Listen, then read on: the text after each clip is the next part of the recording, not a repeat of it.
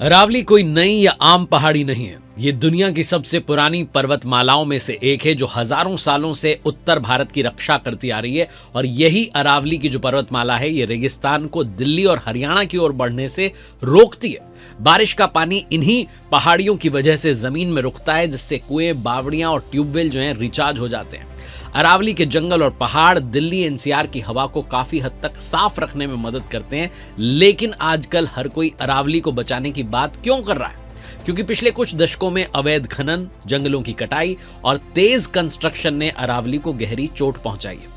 आप देख रहे हैं दुनियादारी, मैं हूं आरजे कार्तिक। 100 मीटर की डेफिनेशन की सच्चाई क्या है, सब कुछ आपको बताऊंगा। स्थिति इतनी बिगड़ चुकी थी कि सुप्रीम कोर्ट को स्वयं बीच में आना पड़ा। अदालत ने साफ कहा कि अगर अरावली को ऐसे ही नुकसान पहुंचता रहा तो इसका असर सिर्फ एक स्टेट तक, एक सिटी तक सीमित नहीं रहेगा, पूरे देश को भुगतना पड़ेगा। और इसी सोच के साथ सुप्रीम कोर्ट ने अरावली को बचाने के लिए सख्त और साफ नियम तय किए।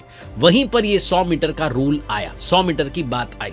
अरावली में लंबे समय से खनन हो रहा था, कई जगह नियमों के खिलाफ हो रहा था। सबसे बड़ी समस्या थी डेफिनेशन नहीं थी, परिभाषा का भ्रम हो रहा था।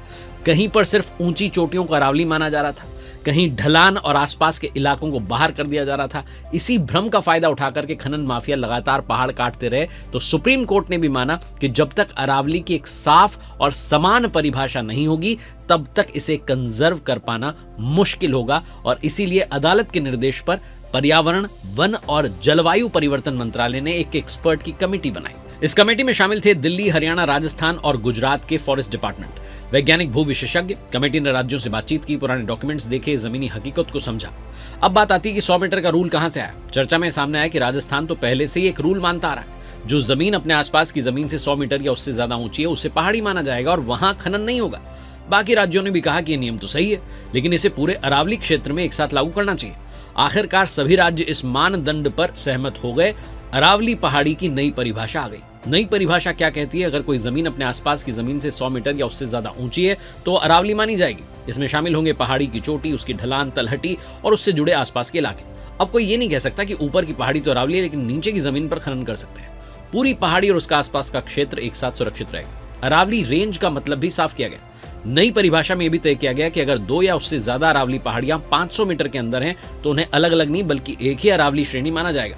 इसमें शामिल होगी पहाड़ियों के बीच की जमीन, छोटे टीले, घाटियां, ताकि बीच की जगह पर भी खनन या कंस्ट्रक्शन ना हो सके। ये नया नियम इतना जरूरी क्यों है? पहली बात तो खनन करने वाले लोग पहाड़ी का एक हिस्सा बचाते थे, दूसरे हिस्से को काट देते थे। इससे पूरी पहाड़ी वीक हो जाती थी। नई डेफिनेशन इस चालाकी को पूरी तरह खत्म कर रही है, मिट्टी के कटाव को रोक रही है, पानी को जमीन में जाने देती है, जंगल और जानवरों के घर बचा रही है और इसका सीधा फायदा इंसानों को मिलता है। नवंबर 2025 में सुप्रीम कोर्ट ने कमेटी की सिफारिशों को अप्रूवल दे दी। अदालत ने साफ कहा कि संवेदनशील इलाकों में खनन पूरी तरह बंद रहेगा। जब तक पूरे अरावली क्षेत्र के लिए वैज्ञानिक खनन योजना नहीं बनेगी तब तक कोई नया खनन का पट्टा नहीं मिलेगा। और चल रही खदानों को भी सख्त नियम मानने होंगे। नियम तोड़े तो खदान बंद की जा सकती है। अगर अरावली सुरक्षित रही तो हवा ज्यादा साफ होगी, पानी की कमी कम होगी, गर्मी का असर थोड़ा कम होगा। दिल्ली एनसीआर जैसे शहरों के लिए तो यह फैसला किसी वरदान से कम नहीं। केंद्र सरकार ने सबके बीच में उन खबरों को गलत बताया जिसमें कहा जा रहा है कि अरावली की परिभाषा बदलकर खनन बढ़ाया जा रहा है। केंद्रीय पर्यावरण मंत्री भूपेंद्र यादव जी ने साफ कहा है कि ऐसा कोई फैसला न लिया गया है, ना ही ऐसा कोई इरादा है। उल्टा अरावली में खनन के नियम पहले से ज्यादा सख्त कर दिए गए। नए खनन पट्टों पर पहले से ही रोक है।